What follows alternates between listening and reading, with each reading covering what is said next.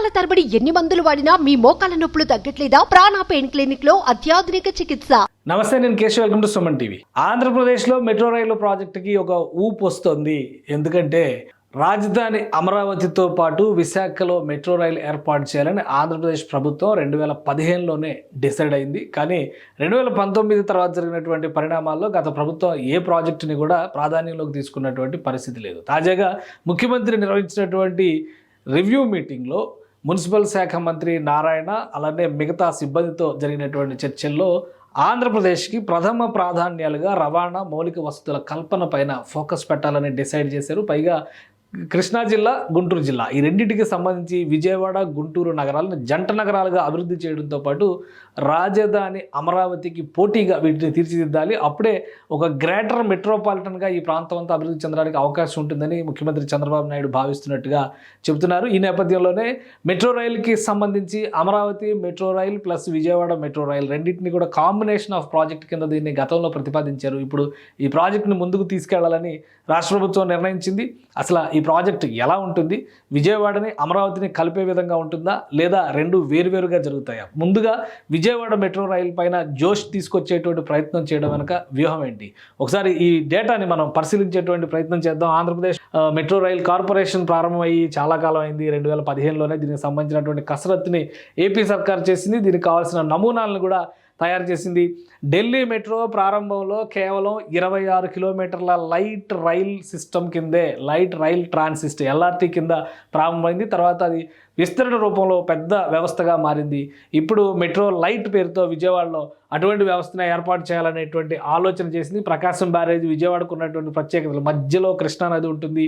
దీన్ని దృష్టిలో ఉంచుకునే నగరంలో గన్నవరం ఎయిర్పోర్ట్ని ఒక కాంబినేషన్ పాయింట్గా తీసుకుని నగరంలో ఉన్నటువంటి అవసరాలకు తగ్గట్టుగా 2 మార్గాల పైన అప్పట్లోనే రాష్ట్ర ప్రభుత్వం సర్వే చేసింది. ఆ 2 మార్గాలు ఏంటి, ఏ విధంగా ఉండొచ్చు, దానికి సంబంధించినటువంటి డీటెయిల్స్ మనం చూసేటువంటి ప్రయత్నం చేద్దాం. ఆంధ్రప్రదేశ్లో మెట్రో రైలు నిర్మాణాన్ని కనుక చేపడితే, ముఖ్యంగా అమరావతి ప్రాంతంలో కీలకమైనటువంటి అభివృద్ధి చెందినటువంటి విజయవాడ భాగంలో మెట్రో రైలు వ్యవస్థను ఏర్పాటు చేయడం, తర్వాత దాన్ని కొత్త రాజధాని అమరావతికి అనుసంధానించే దిశగా రెండో ఫేజ్లో దీన్ని అభివృద్ధి చేసుకుంటూ వెళ్ళడం అనేది మొదట తీసుకున్నటువంటి ప్రతిపాదన. అప్పట్లో వేసినటువంటి అంచనాల ప్రకారం చూస్తే దాదాపు 15,000 కోట్ల రూపాయలు ఈ ప్రాజెక్టు ఖర్చు అవుతాయని భావించారు. అయితే తాజా పరిస్థితుల్లో ప్రాజెక్ట్ ఎస్టిమేషన్స్ పైన మరొకసారి అధ్యయనం చేయాల్సినటువంటి అవసరం ఉంది. అయితే రూట్ మ్యాప్ విషయంలో మాత్రం ఎలాంటి మార్పులు లేవని రాష్ట్ర ప్రభుత్వం తేల్చి చెప్పేసింది. ఆ రూట్ మ్యాప్కు సంబంధించినటువంటి వివరాలు ఒకసారి మనం పరిశీలించేటువంటి ప్రయత్నం చేద్దాం. ఇది ఆంధ్రప్రదేశ్ పేర్కొంటున్నటువంటి రూట్ మ్యాప్. దీన్ని ఒకసారి మనం డీటెయిల్గా కనుక మానిటర్ చేసి చూస్తే ఇందులో ఉన్నటువంటి అంశాలు కీలకమైనది. గన్నవరం ఎయిర్పోర్ట్ చాలా ముఖ్యమైనది. విజయవాడ ఇంటర్నేషనల్ ఎయిర్పోర్ట్ ప్రస్తుతం అదే కాబట్టి ఏ రాకపోకలైనా గన్నవరం ఎయిర్పోర్ట్ నుంచే జరుగుతాయి. గన్నవరం ఎయిర్పోర్ట్ని ఒక రూట్గా తీసుకుని ఫేజ్ 1ని 2 ప్యాకేజీలుగా, 2 భాగాలుగా రాష్ట్ర ప్రభుత్వం విడగొట్టింది. దానికి సంబంధించినటువంటి అధ్యయనాన్ని కూడా ఇప్పటికే ఆంధ్రప్రదేశ్ మెట్రో రైల్ కంప్లీట్ చేసేసింది. కాబట్టి దాన్ని యథావిధిగా అమలు చేయాలని చంద్రబాబు నాయుడు సూచనలు చేసినట్టుగా మంత్రి నారాయణ మీడియాకి వెల్లడించారు. అందుకే ఈ రూట్ మ్యాప్కి ఇప్పుడు ప్రాధాన్యం ఏర్పడింది. ఇది రూట్ మ్యాప్ గన్నవరం ఎయిర్పోర్ట్ నుంచి చూస్తే కనుక విజయవాడ నగరంలోకి ప్రవేశిస్తుంది నిడమానూరు మీదుగా. అలాగే Vijayawada core area, Vijayawada bus stand connect అవుతుంది. ఇది PNBS Pandit Nehru bus station, Vijayawada bus stand అదే ఇక్కడికి కనెక్ట్ అవుతుంది. మొత్తం దూరం వచ్చేసరికి ఇదంతా కూడా 13 కిలోమీటర్ల 13.15 కిలోమీటర్ల ఒక ఫేజ్ అవుతుంది. ఈ డిస్టెన్స్ మొత్తాన్ని కవర్ చేయాలంటే ఇంకొక రూట్ దీనికి సంబంధించి కీలకమైనటువంటి బందర్ రోడ్ అంటారు విజయవాడలో, దానికి సమాంతరంగా పెనమలూరు వరకు మరొక మార్గాన్ని డెవలప్ చేయాలి. అది కూడా పండిట్ నెహ్రూ బస్ స్టేషన్కి కనెక్ట్ అవుతుంది. దీన్ని ఫేజ్ 1A, ఫేజ్ 1Bగా రాష్ట్ర ప్రభుత్వం దీన్ని విడగొట్టింది. సో మొత్తం 2 పార్ట్లుగా విజయవాడకి సంబంధించి మెట్రో రైలు డెవలప్మెంట్ జరుగుతుంది. ఈ 2 రూట్లు కూడా దీనికి ఆల్రెడీ క్లారిఫికేషన్. ఇక ఫేజ్ 2లో టేకప్ చేయబోయేటువంటిది, ఎందుకంటే మధ్యలో కృష్ణానది అడ్డం ఉంటుంది. ప్రకాశం బ్యారేజ్కి యువతల అంటే పండిట్ నెహ్రూ బస్ స్టేషన్ దగ్గర నుంచి ఇక్కడ ప్రత్యేకమైనటువంటి రూట్ డెవలప్ చేయాల్సినటువంటి అవసరం ఉంటుంది. ఇది నెక్స్ట్ జంక్షన్ పాయింట్ కింద చూడాలి మనం. ఇది ఒక 23 కిలోమీటర్ల మేరకు ఫేజ్ 2 కింద ఈ పార్ట్ అంతా కూడా డెవలప్ చేయాల్సి ఉంటుంది. మొత్తం కలిపితే 66 కిలోమీటర్ల రైల్వే వ్యవస్థ విజయవాడ అమరావతి మధ్య అనుసంధానించబడేటువంటి రైల్వే వ్యవస్థ అవుతుంది. తర్వాత దీనిలో విస్తరణ రూపాలు కూడా కొన్ని ఉండొచ్చు. సో ఈ అంశాలన్నింటినీ దృష్టిలో పెట్టుకొని ప్రస్తుతం రాష్ట్ర ప్రభుత్వం 38.4 కిలోమీటర్లకి సంబంధించి విజయవాడ మెట్రో రైలుకి ఒక క్లారిటీ ఇచ్చేసింది. సో అతి త్వరలో దీనికి సంబంధించినటువంటి ప్రాజెక్ట్ ఎస్టిమేషన్స్ అంచనాలు మొదలైన తర్వాత ఈ పని మొదలు పెట్టడానికి స్మార్ట్ సిటీస్ పథకం కింద కేంద్ర ప్రభుత్వ సహకారాన్ని కూడా దీనికి తీసుకునేటువంటి ప్రయత్నాల్ని రాష్ట్ర ప్రభుత్వం చేస్తున్నట్టుగా సమాచారం ఉంది. ఇది ఓవరాల్గా మ్యాప్కి సంబంధించి అంటే ఇక్కడ మనకి చాలా క్లియర్గా కనిపిస్తుంది. ఇది ఫేజ్ 1లో టేకప్ చేయబోయేటువంటి రూట్ మొత్తం కలిపి చూసినప్పుడు ఈ రెండు మార్గాలుగా 2 పార్ట్లుగా దీన్ని టేకప్ చేస్తారు. ఈ రెడ్ లైన్ ఫస్ట్ ఏ పార్ట్ కింద అవుతుంది, బి పార్ట్ కింద ఈ బ్లూ లైన్ అవుతుంది. సో ఇది మొత్తం విజయవాడ నగరాన్ని కవర్ చేసేటువంటి ఏరియా అవుతుంది. ఇటువైపు మార్గంకి సంబంధించి ఇంకా స్పష్టత లేదు, ఎందుకంటే అది హైదరాబాద్కి వచ్చేటువంటి ఎన్రూట్మెంట్ కాబట్టి దాని మీద క్లారిటీ రావాలి. తర్వాత భవిష్యత్తు విస్తరణల దృష్టిలో పెట్టుకునేటువంటి అవకాశం. కానీ గన్నవరం ఎయిర్పోర్ట్ నుంచి విజయవాడ కోర్ సిటీ ఏరియాలోకి వచ్చే విధంగా దీన్ని డిజైన్ చేశారు. ఇక ఇక్కడ మొత్తం ఎన్ని బస్ స్టాండ్స్ ఉంటాయి, ఎన్ని ప్లాట్ఫామ్స్ ఉంటాయి, ఎన్ని స్టేషన్స్ ఉంటాయి, ఇవన్నీ కూడా చాలా ముఖ్యమైనటువంటి అంశం. డిపిఆర్లో గతంలోనే చాలా క్లియర్గా డెవలప్ చేసేటువంటి విషయంలో ఒక క్లియర్ మెన్షన్ అనేది జరిగింది. మొత్తం 51 రైల్వే స్టేషన్లతో మొత్తం 2 రైలు మార్గాల్ని మెట్రో రైల్లో డెవలప్ చేయాలనేది ప్రతిపాదన. మొత్తం అమరావతి అండ్ విజయవాడ 2 కలిపి 51 రైల్వే స్టేషన్లుగా డెవలప్ చేయాలనేది మొదటి ప్రతిపాదన. ఆంధ్రప్రదేశ్ మెట్రో రైల్ కార్పొరేషన్ కింద దీన్ని ఆల్సో ఎలా అంటే అమరావతి మెట్రో రైల్ కార్పొరేషన్ కింద కూడా దీన్ని డిసైడ్ చేస్తారు తర్వాత భవిష్యత్తు విస్తరణను పట్టుకొని. ప్రస్తుతానికి ఏంటంటే ఫేజ్ 1లో చేయబోయేటువంటి రూట్ పైన మాత్రమే క్లారిటీ ఉంది కాబట్టి దీనికి సంబంధించి 15,000 కోట్ల అంచనా వ్యయం 2019లో వేశారు. ఇక ఒకసారి మనం చూద్దాం స్టేషన్లకు సంబంధించి క్లారిటీ ఏ విధంగా ఉండొచ్చు, ఫేజ్ 1లో లైన్ 1 లైన్ 2కి సంబంధించినటువంటి క్లారిటీ ఏ విధంగా ఉండొచ్చు, దాన్ని ఒకసారి మనం పరిశీలిద్దాం. ఇది విజయవాడ మెట్రో రైల్ అంటే అమరావతి విజయవాడ రెండింటి కాంబినేషన్ కింద చెప్పేటువంటి మెట్రో రైల్లో 1A 1B మనం దాన్ని చూస్తే కనుక దానికి సంబంధించిన డేటా 2019లోనే ఫిక్స్ చేసుకున్నటువంటి డేటా. మొదటి part Pandit Nehru bus station నుంచి విజయవాడ ఎయిర్పోర్ట్కి గన్నవరం ఎయిర్పోర్ట్కి మొత్తం 25.90 కిలోమీటర్లు దూరం వస్తుంది. దానికి సంబంధించి ఎలివేటెడ్ అంటే అండర్ గ్రౌండ్ కొంత భాగం కూడా ఉంది. ఇందులో అండర్ గ్రౌండ్ రైల్వే స్టేషన్స్ కూడా కొంత భాగంలో వస్తాయి. అంటే 2.90 కిలోమీటర్లు అండర్ గ్రౌండ్లో నిర్మిస్తారు. విజయవాడ నగరంలో అండర్ గ్రౌండ్లో మెట్రో రైలు వెళ్ళడం అనేది చాలా ఆసక్తికరమైనటువంటి అంశం. దీనిపైన ఢిల్లీ మెట్రో రైల్ ఎక్స్పర్ట్ అయినటువంటి శ్రీధరన్ గారి చేత అధ్యయనం చేసి గవర్నమెంట్ ఫీజిబిలిటీని క్లారిటీ ఇచ్చిన తర్వాత గవర్నమెంట్ ఆమోద ముద్ర వేసింది. కాబట్టి దాదాపు 3 కిలోమీటర్ల మేర అండర్ గ్రౌండ్ రైల్వే వ్యవస్థ విజయవాడలో ఏర్పడబోతుంది. ఇక 23 కిలోమీటర్లు ఎలివేటెడ్ రైల్వే వ్యవస్థ వస్తుంది. దీనికి మొత్తం అంటే ఈ ఫేజ్ 1లో ఏ పార్ట్కి సంబంధించినటువంటి డేటా ఇది, ఏ రూట్ ఫేజ్ 1 ఏ రూట్కి సంబంధించినటువంటి డేటా ఇది. సో ఫేజ్ 1లో ఏ రూట్లో 22 రైల్వే స్టేషన్లు రాబోతున్నాయి. దానికి సంబంధించి స్టేషన్లో 13 of those are Pandit Nehru bus station. మొత్తం వాటి పేర్లు కూడా ఇచ్చేశారు. First Pandit Nehru bus station, railway station south, అలానే railway station east, Besant road, ఇవన్నీ కూడా విజయవాడలో కీలకమైనటువంటి జంక్షన్ పాయింట్స్, చాలా రద్దీ ఉండేటువంటి ప్రదేశాలు.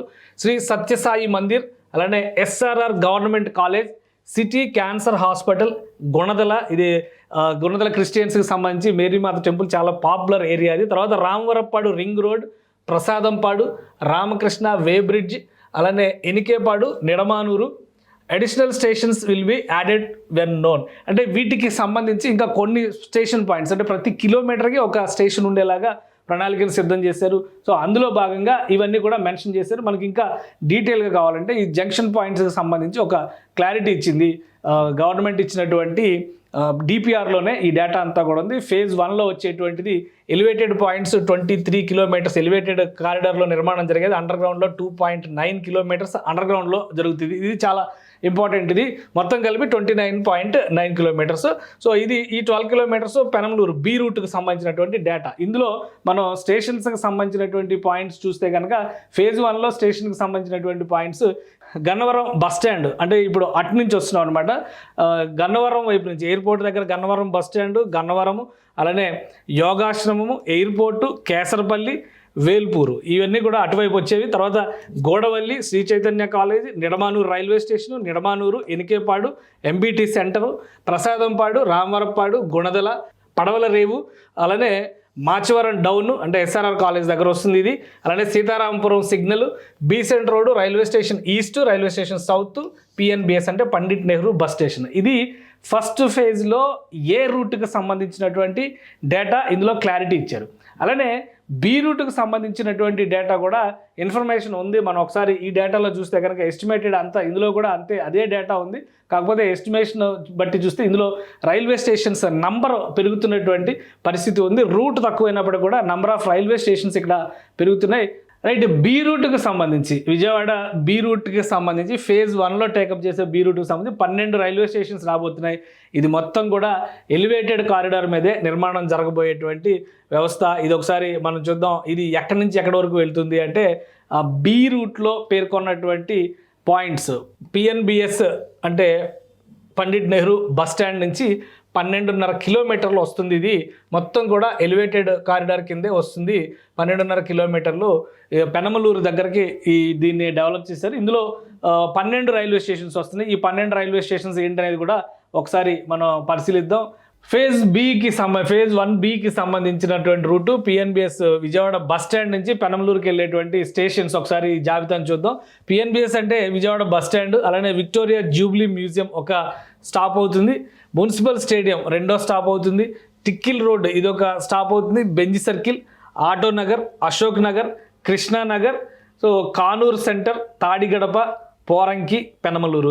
ఈ 12 స్టేషన్స్ కూడా ఫేజ్ 1లో బి పార్ట్ కింద టేకప్ చేయబోయేటువంటి రూట్ మ్యాప్కు సంబంధించిన స్టేషన్స్. ఇవి మొత్తం కలిపి ప్రస్తుతం రాష్ట్ర ప్రభుత్వం ఇచ్చినటువంటి క్లారిటీ అంటే ముఖ్యమంత్రి ఇచ్చినటువంటి క్లారిటీ చాలా క్లియర్గా ఫేజ్ 1కి సంబంధించి టోటల్ వర్క్ని టేకప్ చేయమని చెప్పారు. అందుకనే ఈ 2 రూట్లు కలిపి కూడా 38.4 కిలోమీటర్ల రైల్వే వ్యవస్థ ఏర్పడబోతుంది. ఆంధ్రప్రదేశ్కి రాజధాని కాబోతున్న 38.4 కిలోమీటర్ల రైల్వే వ్యవస్థ ఇది లైట్ మెట్రో కాన్సెప్ట్తో డెవలప్ కాబోతుంది. గన్నవరం నుంచి విజయవాడ బస్ స్టాండ్కి, విజయవాడ బస్ స్టాండ్ నుంచి ఇటు పెనమలూరు వరకు ఈ రూట్ అవుతుంది. రాబోయేటువంటి రోజుల్లో సెకండ్ ఫేజ్ అంటే అమరావతిలో నిర్మాణాల ప్రక్రియను బట్టి సెకండ్ ఫేజ్ని కూడా పెట్టేటువంటి అవకాశం ఉంది. సెకండ్ ఫేజ్ చాలా కాంప్లికేటెడ్ అంశాలతో కూడుకున్నది కాబట్టి ముందుగా ఫేజ్ 1 మొదలు పెట్టాల్సిందిగా రాష్ట్ర ప్రభుత్వం ఆదేశాలు జారీ చేసింది. ఇందులో కూడా 2.9 కిలోమీటర్ల అండర్ గ్రౌండ్ రైల్ సిస్టమ్ ఉంది. హైదరాబాద్లో ఉన్నటువంటి మెట్రో రైల్ కారిడార్ మొత్తం కూడా ఎలివేటెడ్ కారిడారే కాబట్టి ఎక్కడ కూడా అండర్ గ్రౌండ్లో నుంచి వెళ్ళేటువంటి వ్యవస్థలు లేవు. కానీ విజయవాడలో మాత్రం ఒక దాదాపు 3 కిలోమీటర్ల మేర అండర్ గ్రౌండ్ రైల్వే వ్యవస్థ ఇక్కడ ఏర్పాటు కాబోతుంది. సో ఈ ఎక్స్పీరియన్సెస్ను దృష్టిలో పెట్టుకొని అమరావతిలో జరగబోయేటువంటి డెవలప్మెంట్ని దృష్టిలో పెట్టుకొని అమరావతికి కావాల్సినటువంటి రూట్ అంటే సెకండ్ ఫేజ్ని టేకప్ చేసేటువంటి అవకాశం ఉంటుంది. సెకండ్ ఫేజ్లో ఉన్నటువంటి అత్యంత కాంప్లికేటెడ్ అంశం ఏంటంటే అండర్ గ్రౌండ్లో నిర్మాణం ఎక్కువగా జరగడానికి అవకాశం ఉండడమే. ఎందుకంటే ఈ ప్రణాళికలో ఒకసారి అది కూడా మనం చూద్దాం. ఎందుకంటే ఎలా కట్టబోతారు నెక్స్ట్ టైం అనేటువంటి విషయాన్ని ఒకసారి మనం పరిశీలిద్దాం. సెకండ్ ఫేజ్కి సంబంధించి సెకండ్ ఫేజ్ రూట్లో అండర్ గ్రౌండ్లోనే 23 కిలోమీటర్ల మేర రైల్వే నిర్మాణం చేసేందుకు కావాల్సినటువంటి ప్రణాళికని ఆంధ్రప్రదేశ్ మెట్రో రైల్ సిద్ధం చేసుకుంది. అందుకనే ఇందులో కొన్ని కీలకమైనటువంటి అంశాలు ఉన్నాయి. ఫస్ట్ ఫేజ్లో 3 కిలోమీటర్ల అండర్ గ్రౌండ్ వ్యవస్థ నిర్మాణంలో వచ్చేటువంటి అనుభవాల ద్వారా ఇది టేకప్ చేసేటువంటి అవకాశాలు ఉన్నాయి. ఈలోపు అమరావతిలో నిర్మాణాలు కూడా ముందుకు సాగడానికి అవకాశం ఉంటుంది. కాబట్టి ఫస్ట్ ఫేజ్ 1కి రాష్ట్ర ప్రభుత్వం క్లియరెన్స్ ఇచ్చేసింది. సెకండ్ ఫేజ్లో ఎలివేటెడ్ కారిడార్ కేవలం 4.7 కిలోమీటర్లు మాత్రమే ఉంది. మొత్తం 27 కిలోమీటర్ల 27.8 కిలోమీటర్లు పండిట్ నెహ్రూ బస్ స్టేషన్ నుంచి అమరావతి రిజర్వాయర్ వరకు ఎన్రూట్మెంట్ చేశారు. అందులో 23.1 కిలోమీటర్ అంటే 23 కిలోమీటర్ల పైగా అండర్ గ్రౌండ్లోనే అమరావతి రైల్వే రూట్కి సంబంధించినటువంటి ప్రణాళికల్ని రాష్ట్ర ప్రభుత్వం నిర్ణయించింది. సో అండర్ గ్రౌండ్లో నిర్మాణం జరగడం అనేది ఒక బృహత్తరమైనటువంటి ప్రక్రియ అవుతుంది. కాబట్టి దానికి సంబంధించిన మ్యాప్ చూస్తే కనుక మనకి ఇక్కడ ఒక క్లారిటీ వస్తుంది.